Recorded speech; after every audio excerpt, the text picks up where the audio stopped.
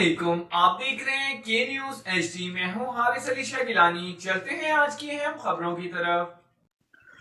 رخ کریں گے ساہیوال کا، جہاں سے رپورٹ کر رہے ہیں ہمارے نمائندے ظہیر عباس کھچی۔ کارپوریشن کی طرف سے صدر چوک کی مارکیٹ مسمار کر دی گئی، جس میں 2009 سے کمشنر ساہیوال کے ہاتھوں سے بننے والا فلاحی ادارہ ایدی ویلفیئر سینٹر کا سرکل آفس بھی دن رات عوامی انسانی سہولیات کی خدمات مصروف عمل تھا۔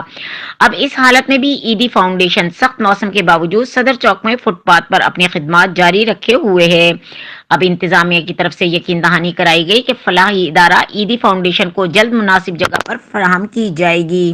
امید ہے کہ جلد ہی انتظامیہ کی طرف سے مناسب جگہ فراہم کر دی جائے گی تاکہ ایدی فاؤنڈیشن انسانی خدمت کا تسلسل برقرار رکھتے ہوئے عوامی انسانی سہولیات و خدمات میں مزید بہتری لا سکے۔ مزید خبروں اور اپڈیٹس کے لیے ہمارے ساتھ رہیے گا، تب تک کے لیے اپنا خیال رکھیے گا۔ اللہ حافظ۔